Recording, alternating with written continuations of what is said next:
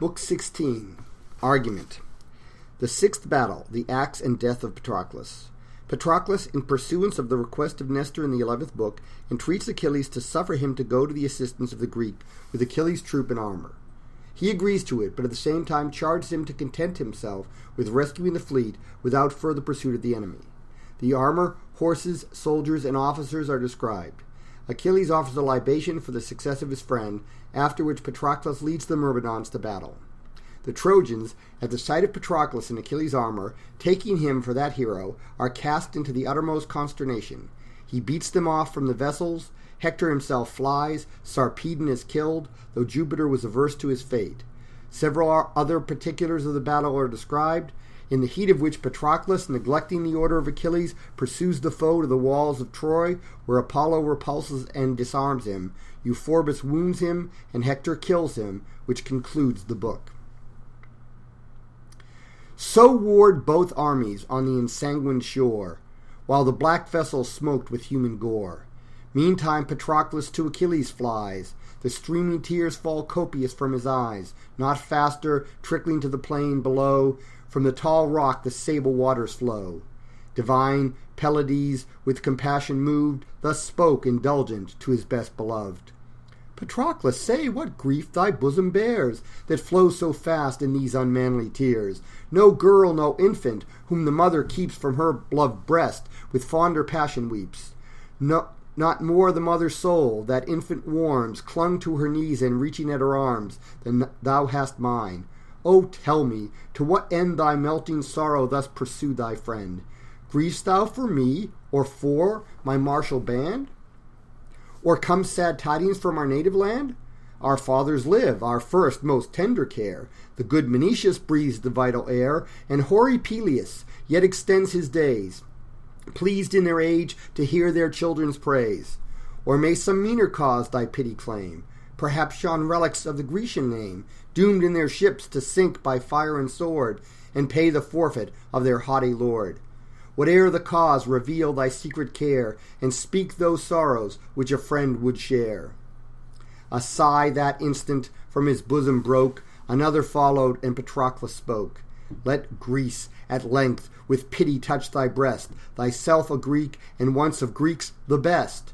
Lo, every chief that might her fate prevent lies pierced with wounds and bleeding in his tent. Eurypylus, Tydides, Atreus' son, and wise Ulysses at the navy groan more for their country's wounds than for their own. Their pain's soft arts of pharmacy can ease, thy breast alone no lenitives appease. May never rage like thine my soul enslave, O great in vain, unprofitably brave. Thy country slighted in her last distress, what friend, what man from thee shall hope redress? No man unborn, and ages yet behind, shall curse that fierce, that unforgiving mind. O man unpitying, if of man thy race, but sure thou spring'st not from a soft embrace, nor ever amorous hero caused thy birth, nor ever tender goddess brought thee forth. Some rugged rock's hard entrails gave thee form, and raging seas produced thee in a storm. A soul well suiting that tempestuous kind, so rough thy manners, so untamed thy mind. If some dire oracle thy breast alarm, if aught from Jove or Thetis stop thy arm, some beam of comfort yet on Greece may shine, if I but lead the Myrmidonian line. Clad in thy dreadful arms, if I appear, proud Troy shall tremble and desert the war. Without thy person Greece shall win the day, and thy mere image chase her foes away. Pressed by fresh forces, her o'er-labored train shall quit the ships, and Greece respire again. Thus, blind to fate, with supplicating breath, thou begg'st his arms, and in thy arms thy death. Unfortunately good, a boding sigh thy friend returned, and with it this reply: Patroclus, thy Achilles knows no fears, nor words from Jove, nor oracles he hears, nor aught a mother's caution can suggest. The tyrant's pride lies rooted in my breast.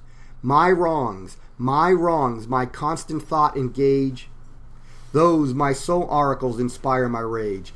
I made him tyrant, gave him power to wrong even me. I felt it, and shall feel it long.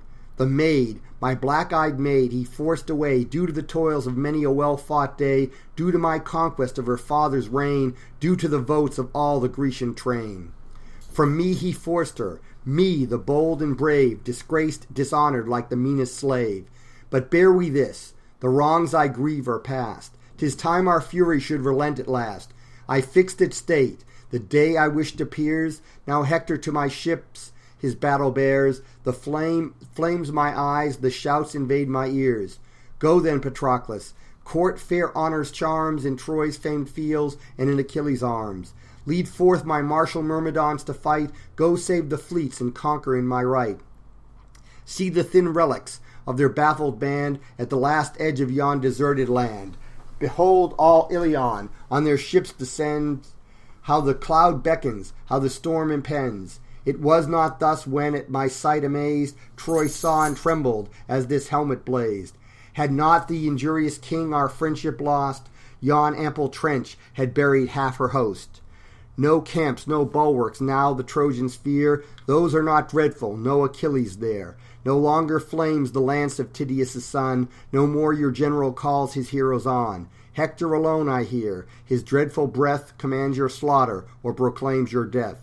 Yet now, Patroclus, issue to the plain. Now save the ships, the rising fires restrain, and give the Greeks to visit Greece again. But heed my words and mark a friend's command, who trusts his fame and honours in thy hand, and from thy deeds expects the Achaean host shall render back the beauteous maid he lost.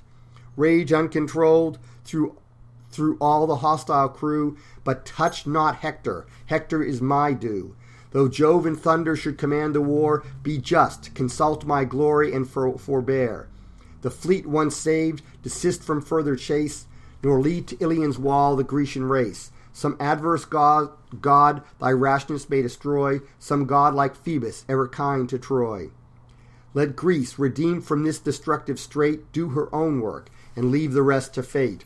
Oh, would to all the immortal powers above, Apollo, Pallas, and almighty Jove, that not one Trojan might be left alive, and not a Greek of all the race survive. Might only we the vast destruction shun, and only we destroy the accursed town. Such conference held the chiefs. While on the strand great Jove with conquest crowned the Trojan band, Ajax no more the sounding storm sustained, so thick the darts an iron tempest reigned. On his tired arm the weighty buckler hung, his hollow helm with falling javelin rung. His breath in quick short pantings comes and goes, and painful sweat from all his members flows. Spent and o'erpowered, he barely breathes at most, yet scarce an army stirs him from his post. Dangers on dangers all around him glow, and toil to toil, and woe succeeds to woe. Say, muses, throned above the starry frame, how first the navy blazed with Trojan flame. Stern Hector waved his sword, and standing near, where furious Ajax plied his ashen spear, full on the lance a stroke so justly sped, that the broad falchion lopped its brazen head.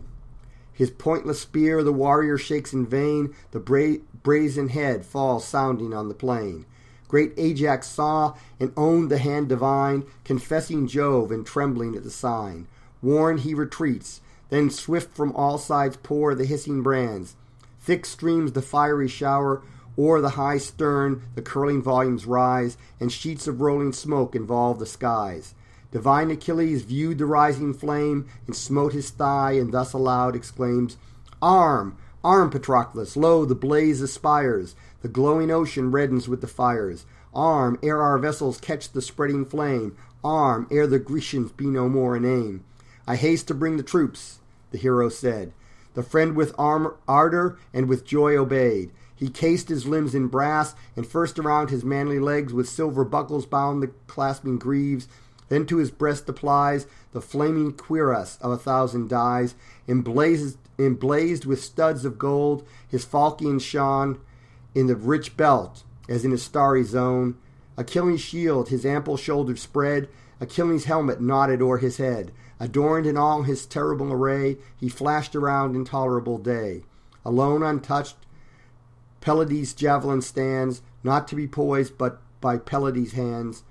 From Pelion's shady brow the plant entire old Chiron rent, and shaped it for his sire, whose son's great arm alone the weapon wields, the death of hero and the dread of fields.